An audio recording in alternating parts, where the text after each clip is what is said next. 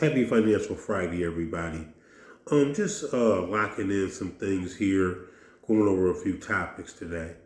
The first thing is we're going to talk about the Federal Reserve that met today, and they didn't raise the rate, but they did lower the rate. So what does that tell me? That tells me when the Federal Reserve, when they met, they seen that fuel prices are rising. It's back over right around $100 a barrel, and they don't feel comfortable lowering the rate. So, what can we look at? What can we expect? Expect mortgage rates to go back up, probably over 6%. You can also expect maybe the Federal Reserve to raise the rate when they meet again. You could look for that as well. Due to the fact of fuel and the price of gas, that's a mitigating factor when it comes to inflation.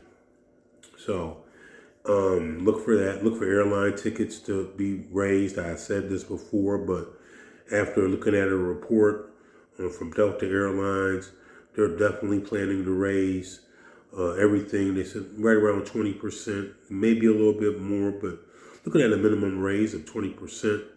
So if I were you and you were flying somewhere, try to get that airline ticket in advance. Try to get it now. This rate change may go into effect as early as Monday. So it's something that's been talked about for the past few days. The CEO said, and then so if he's saying it, they'll put it into place. One other thing, well, a couple other things. I want to talk about the property tax increase for a second, only because it's been a topic with homeowners in the city of Buffalo. So, property tax increase, how do I feel about that? I think it's a bad idea. It's not working with your constituents, so to speak. One in every three people in the city of Buffalo make under $50,000. So, with that being said, maybe we have to do something regarding property tax. We have to find diversification in how to get money and quit letting money walk out the door and take care of what we have. And there's revenue that's around that we're not tapping into. And I'm not beating anybody up. I'm just stating the facts. So just look to diversify that. Don't beat up on the people that's not making that much money anyway. It's confusing to me. So, you're not going to get rich off them. What's going to happen is they're not going to pay the tax and they're going to end up in court. It's going to be a big old problem. And it looks predatory to me because there was a mismanagement of funds by elected officials while we're in the debt we're in. We got to pay for it, But, that's just my take on it. And once again, not after anybody. Another report, the credit card report came out the other day. I want to say that was Wednesday it came out.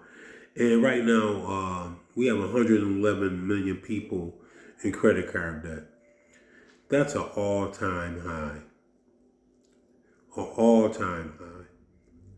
There have never been this many people in credit card debt. That's a real fact for you.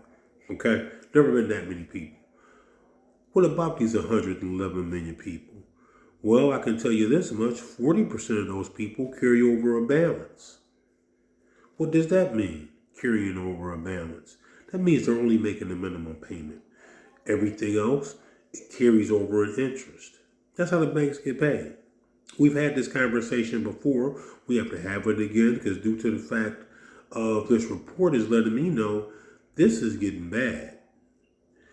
27 million people can't even make the minimum payment.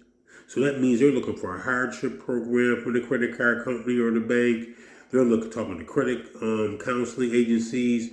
They're talking to debt management people who are probably taking all their money. This is getting out of control. This is going to be to the point where there's going to be more scrutiny with all lending. If we can't handle this credit card responsibly, whose fault is it? It's everybody's fault. It's the bank's fault for not maybe giving credit card classes People talk about financial literacy, talk about financial awareness. Where is it? Where is it? Is am I the only person talking about credit cards and how to do the balance, but don't make the minimum payment, don't have more than 2 credit cards? Because the financial institutions should be doing this. They're the ones selling, the credit cards. So, it is what it is with that.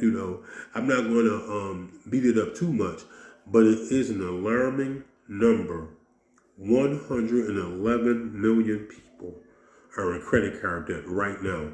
If you have more than 2 credit cards, I said it before and I'll say it again, you have too many and you are not in touch with today's financial climate. And you're not the only one. This financial climate has been rugged. This terrain has been rugged for the past couple years. So nobody's in touch and it's snowballing out of control and this is going to get out of control unless we nip it in the bud and, each one teach one and get down there and do your research and handle your business. If you got too many credit cards, start paying them credit cards down the best way you can. Increase the savings account. Another bit of news, the National Basketball Association is expanding. They're bringing out 2 new teams. It's going to be Las Vegas and Seattle. It's almost a done deal. I think it is a done deal. I have to ask somebody from the research team. I think it's signed, sealed, and delivered for 2027. You say, why are you bringing this up? This isn't a sports show. I'm bringing it up because at one time, we had a basketball team in Buffalo. This is an example of a behavior for the city. Letting stuff walk out the door. This is a behavior. And so, just tidbits of information. I'm not trying to get on anybody, but fact is fact. I look for you guys to keep watching Real Facts. Once again, the